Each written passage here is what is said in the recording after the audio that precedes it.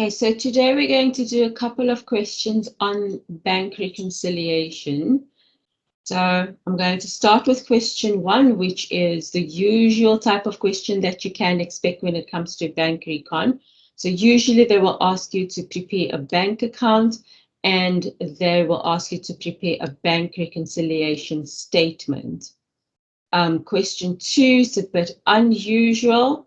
They don't ask you to prepare a bank reconciliation statement, but they ask you to analyze the transactions and then use this table in order to basically indicate whether it would be the general ledger or the company's account that will be impacted, or whether it is the bank reconciliation that will be impacted.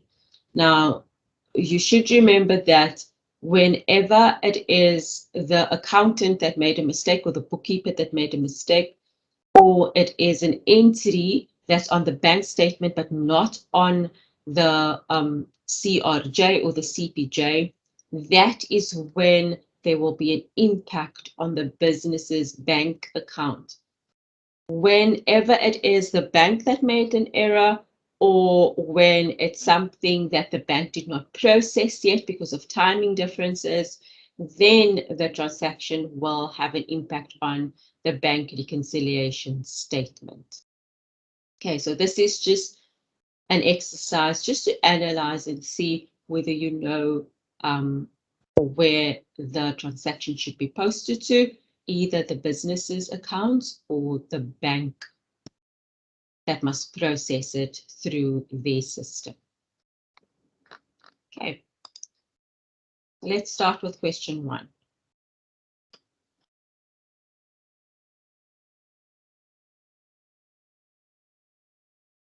So even though here a bank account is required, I am first going to do the CRJ and the CPJ, because for me it's just easier to do the CRJ and CPJ first, and then take the adjusted totals from the CRJ and the CPJ and record that to the bank account in the general ledger.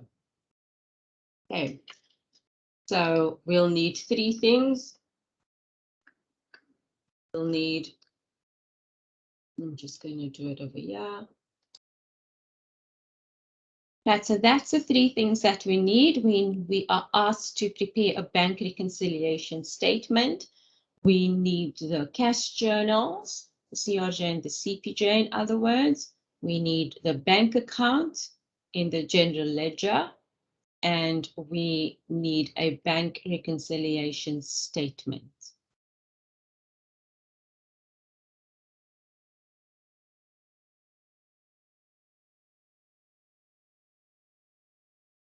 Okay. Now let's go through the scenario.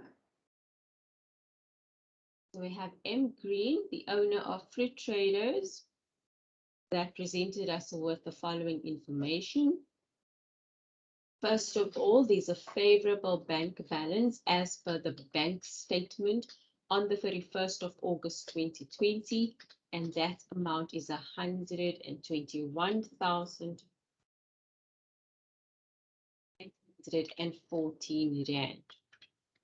This is the balance as per the bank statement. So you can see here, that is the first item on the bank reconciliation statement, bank balance as per bank statement. It is a favorable bank balance, so therefore the balance will go onto the credit side. Align this.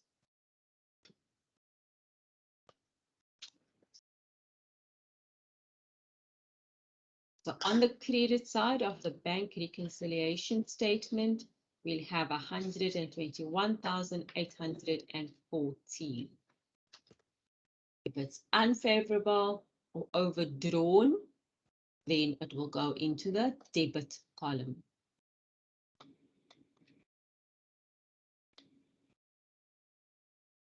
Okay. So that's the first bit of information, the balance as per the bank statement. The second bit of information is the balance of the bank account on the 31st of July 2020.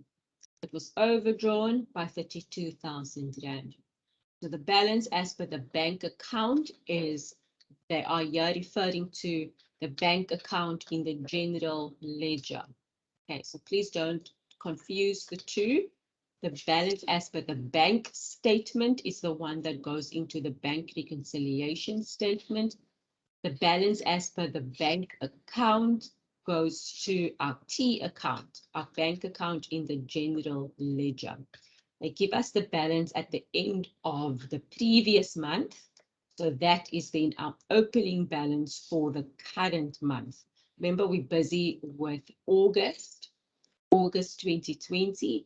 They are giving the balance at the end of July 2020. So that is the end of the previous month. That is the balance that must be brought down. So balance brought down in the bank account in the general ledger. In this case, it will go on to the credit side because it's overdrawn. It goes on to the credit side because it's overdrawn.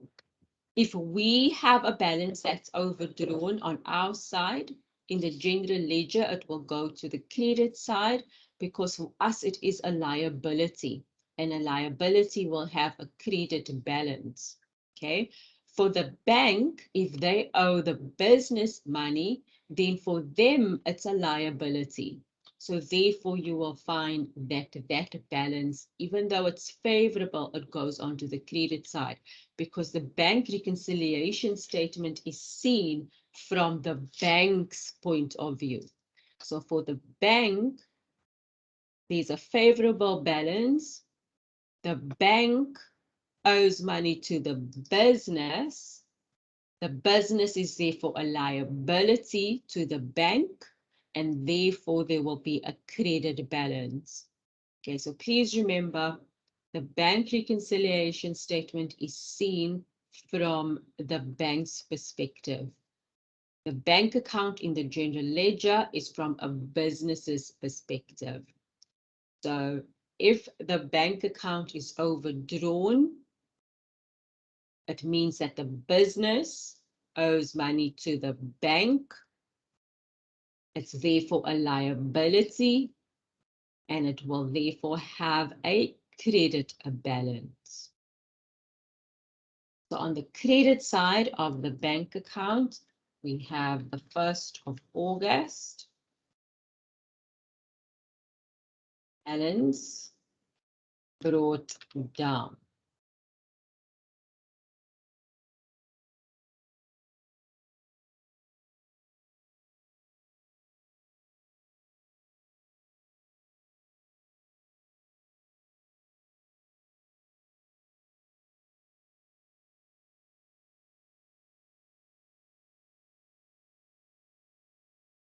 Okay, so that was the second bit of information.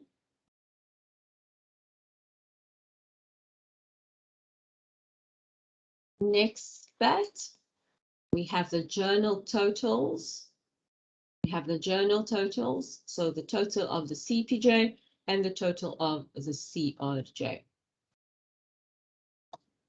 So those totals I'm just going to add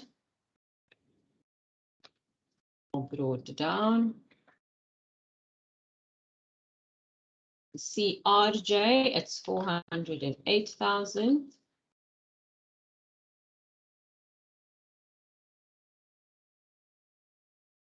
The CPJ is 230,000.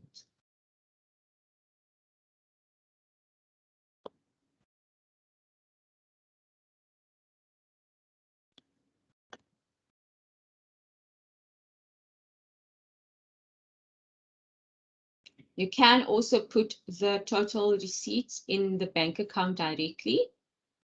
So you can take the 408,000 and put it on the debit side of the bank account, and the 230,000 and put it on the credit side of the bank account. Everything that goes into the CPJ will go onto the credit side of the bank account. Everything that goes into the CRJ will go onto the debit side of the bank account. Okay, so you can put it directly in the bank account if you prefer, or you can treat it first separately and then only put the total in.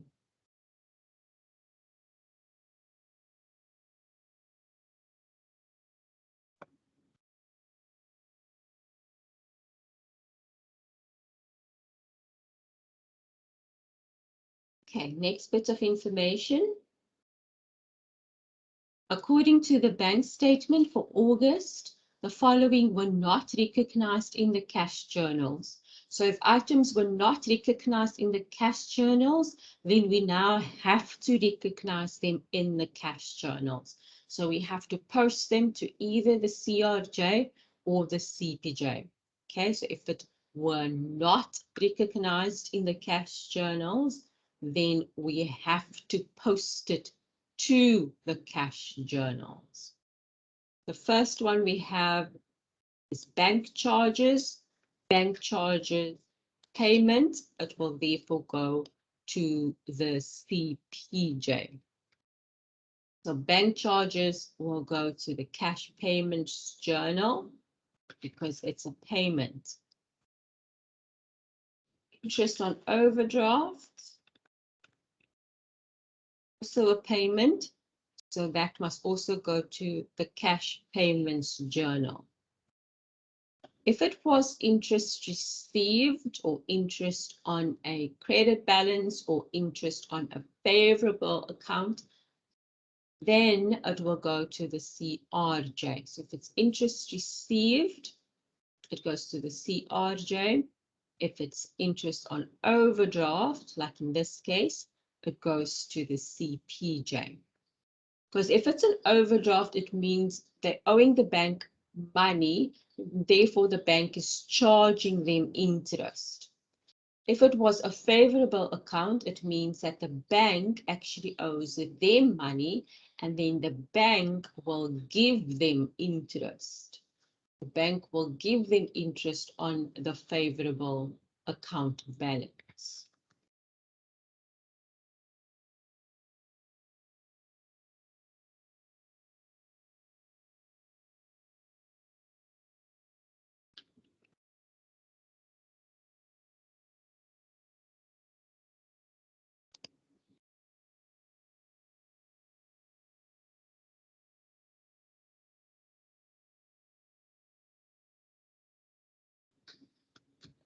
Next, we have a stop order in favor of Mango Insurers in respect of insurance for 2,830.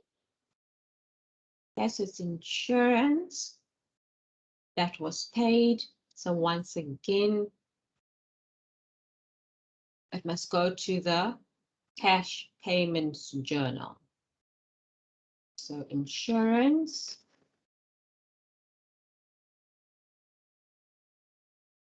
$2,830. And then the last one is rental. It's a debit order in respect of rental. So this is also a payment that went through. So a stop order and a debit order is just amounts that is automatically paid over into another account. So both are basically just automated payments that will go through every single month. Okay, you don't have to initiate it every time. You initiate it once and you give the bank instruction to do so every single month.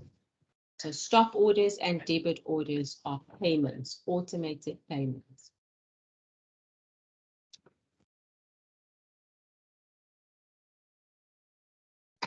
So rent is being paid here. So once again, that entry must go to the CPJ.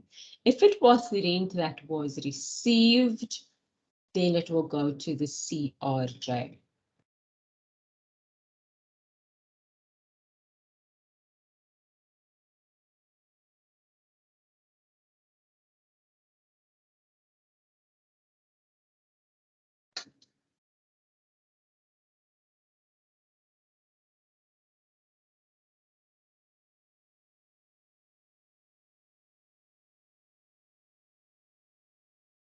No.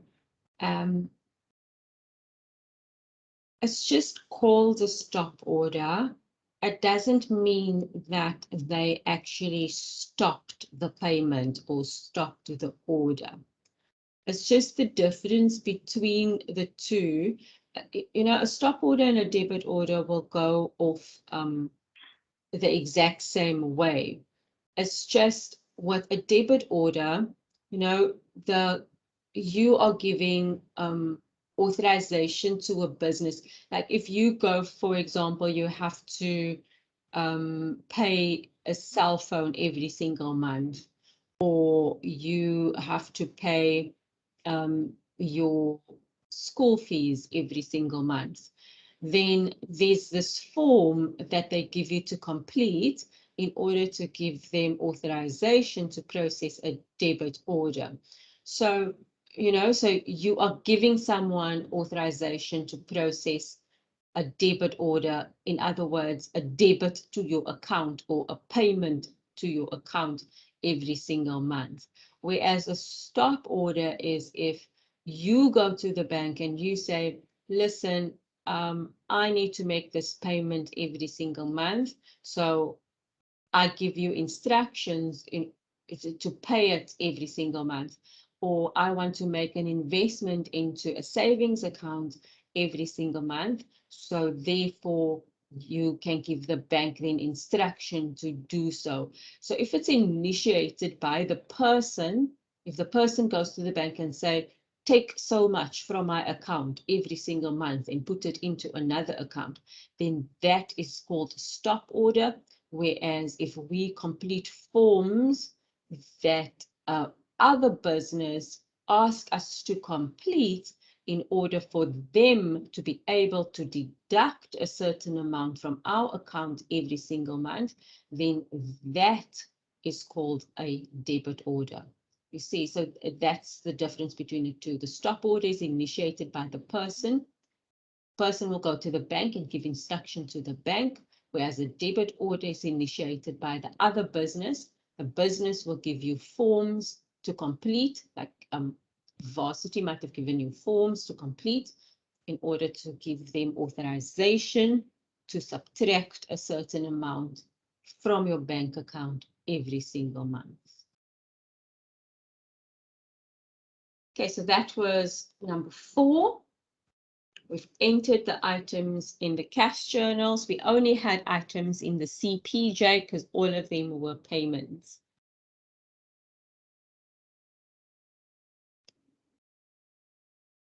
Number 5, a deposit made on the 31st of August 2020 for 14,200 has not been cleared by the bank and does not reflect on the bank statement for August. So now we have a deposit that has not been processed by the bank yet. If something wasn't processed by the bank, then it must go onto the bank reconciliation statement. So you'll see the second line here on the bank reconciliation statement is for outstanding deposits. We only have one outstanding deposit.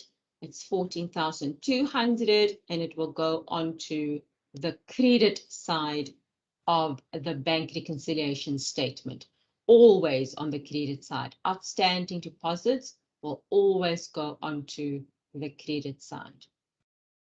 Okay, so usually they will give you deposits made on the very last day of the month.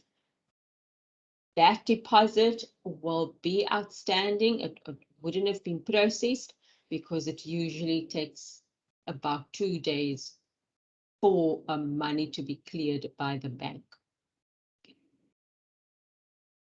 1,200 on the credit side of the bank reconciliation statement.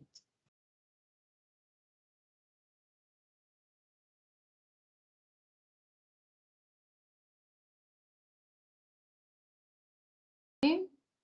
Number 6. The bookkeeper neglected to record an EFT payment received from a client, Mr. Peach, for 18,000 Rand. So the bookkeeper did not record that transaction.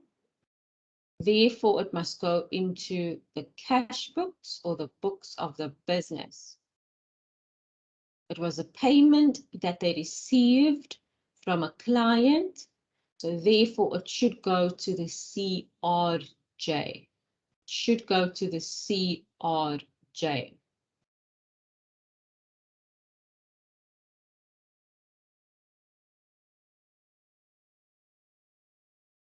Okay, so CRJ, we have Mr. Peach.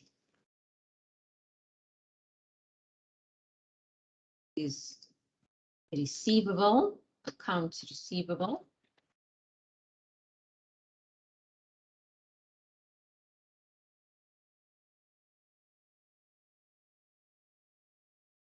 Okay, so it's a payment received from a client, so therefore it must be processed to accounts receivable.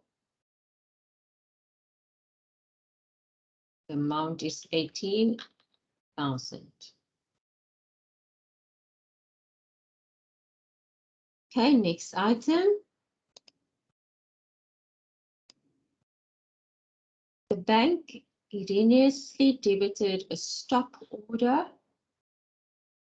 1,800 of Brut Traders on our account.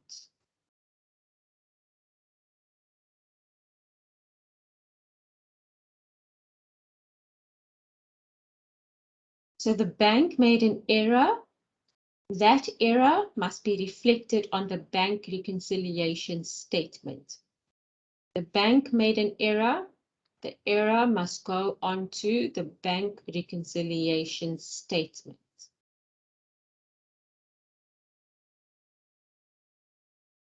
If the bank debited the account erroneously, then it must go onto the credit side of the bank reconciliation statement.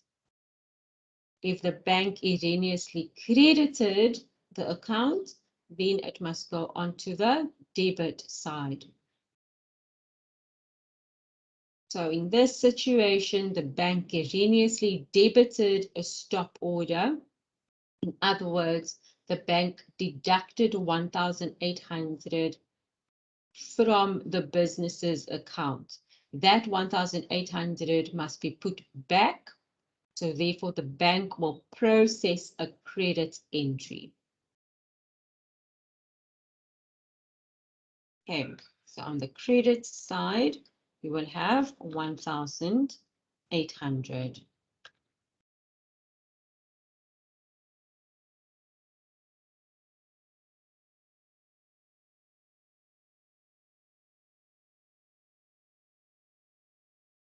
Okay, so now that we have all of the information, we can close our various accounting records. We'll start with the CRJ and the CPJ.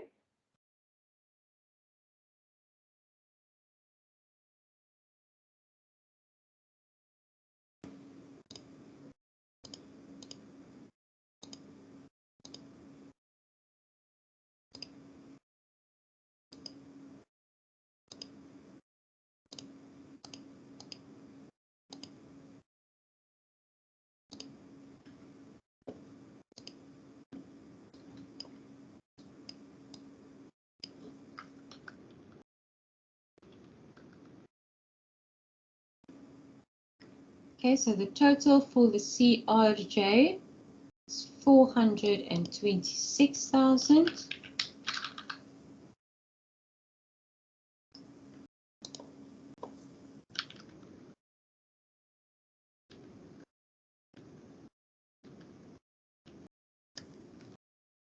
Total for the CPJ, 259,786.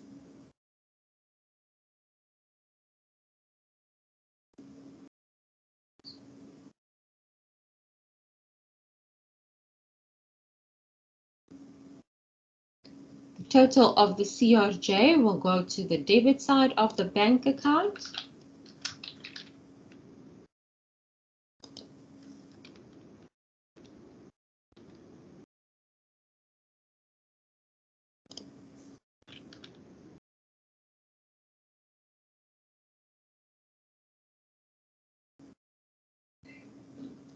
and the total of the CPJ will go to the credit side of the bank account.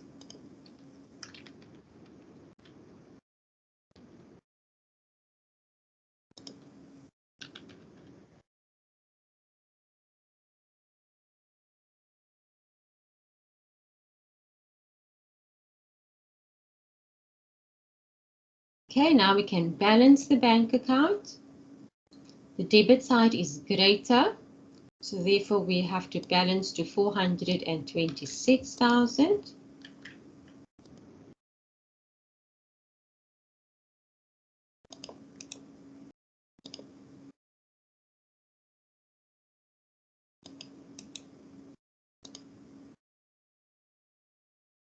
So we'll balance to 426,000. Balance carried forward will therefore be on the credit side.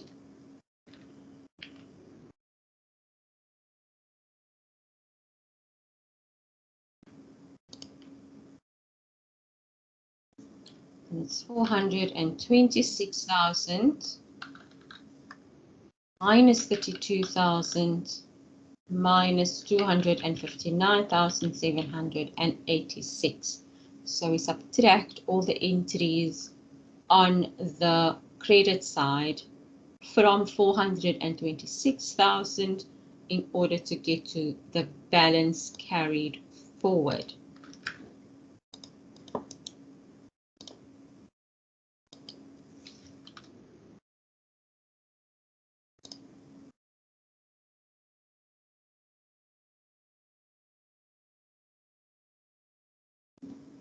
That same amount will be our balance brought down on the 1st of September.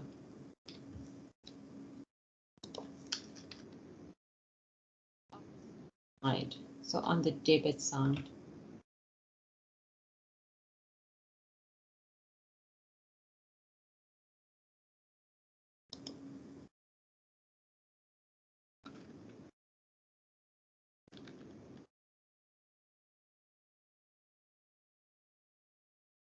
It is this balance that we will now take to the bank reconciliation statement. So the last item here on the bank reconciliation statement is the bank balance as per the general ledger. We will take the balance brought down. The balance brought down is on the debit side, so that is why the entry will go onto the debit side. Okay, so please remember to take the balance brought down.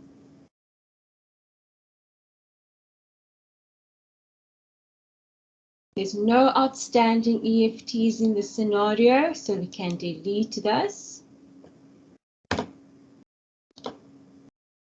Right, we have no outstanding EFTs in the scenario. If we had any outstanding EFTs, we will process it on the debit side of the bank reconciliation statement.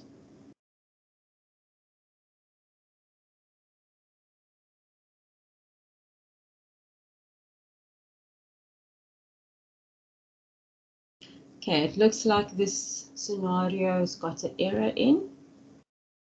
It should have indicated that they erroneously debited brute traders. They should have debited fruit traders, the business that we are busy with. So to correct that, they will put through a debit entry to fruit traders. Okay. Please remember that debits and credits actually means increases and decreases in accounting, right? So if they decreased our account, because that is what debit means from a bank's perspective. If they decreased our account erroneously, it means that they should not have debited our account. Then they need to add back the money, and to add back the money, they must credit it. That is why we will always put the error on the opposite side, on the bank reconciliation. If they erroneously debited, we will then put it on the credit side. If they erroneously credited, we will put it on the debit side of the bank reconciliation in order to show the correction of the error. We're not showing the error, we're showing the correction of the error. So in order to correct a debit entry, we need to credit it. In order to correct a credit entry, we need to debit it. And then that is the bank reconciliation statement complete. The debit side is equal to the credit side.